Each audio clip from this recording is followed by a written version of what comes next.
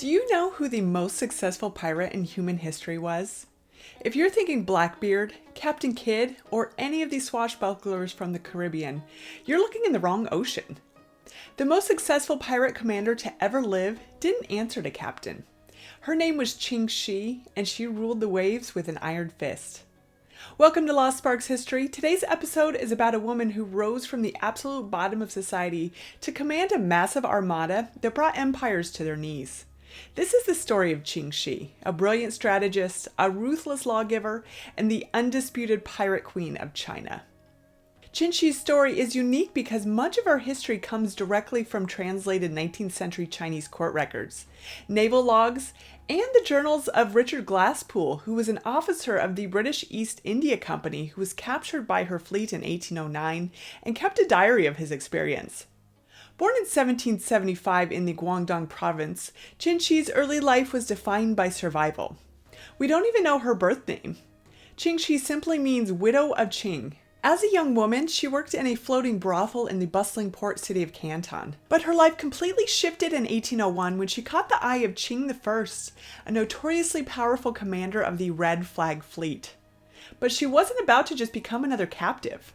She negotiated a fierce marriage contract. She would only marry him if she secured a 50% share of his wealth and an equal partnership in commanding his fleet.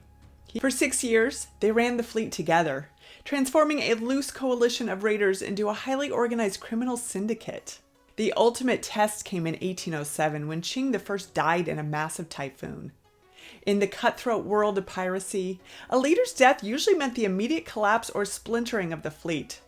The men were ready to fight for control.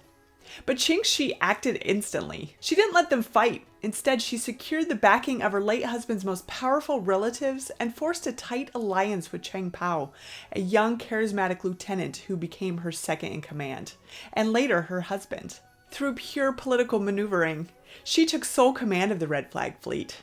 Under her leadership, the fleet didn't just survive, it exploded in size.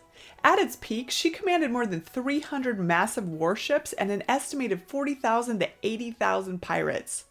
To put that in perspective, the entire legendary era of Caribbean piracy only had a few thousand pirates combined. But how do you keep tens of thousands of violent outlaws from killing each other? You write a code of laws so brutal that no one dares to break it. Ching Shih turned her pirate armada into a strictly regulated corporate machine. Number 1, if a pirate gave an order that didn't come from her, he was beheaded on the spot. Number 2, if a pirate stole from the common plunder before it was properly divided, his ears were chopped off. She also ran the coastal villages like a shadow government. Instead of burning towns to the ground, she set up a protection racket. Towns paid a regular tax to the Red Flag Fleet, and in return, her pirates guarded them from other raiders. If a town refused to pay, it would be completely wiped off the map. By 1808, the Chinese Qing Dynasty decided they had seen enough. The emperor sent a massive naval fleet to destroy her. Ching Shih absolutely crushed them. Over the next 2 years, the Chinese government grew so desperate they hired the elite navies of the Portuguese Empire and the British East India Company to help eliminate her. But it didn't matter.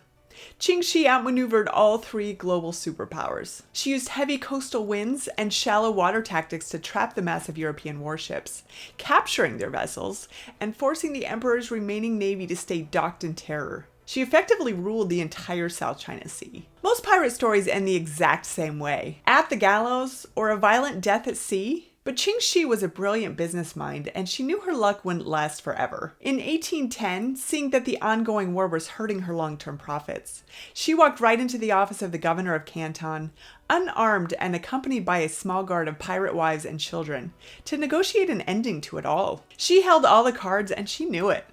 She forced the Chinese government into an unprecedented peace treaty. She demanded full amnesty for her and her entire crew. Her men were allowed to keep all their stolen pirate wealth. Many of her top captains were given official, high-ranking jobs in the Chinese military to hunt down other pirates. Ching Shih successfully retired from piracy at the age of 35.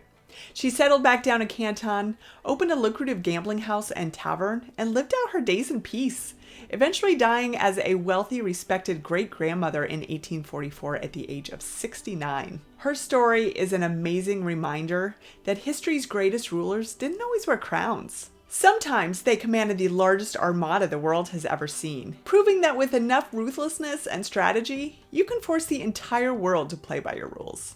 Thank you for joining today, Lost Sparks History. Please don't forget to subscribe and like below so we can make more videos like this.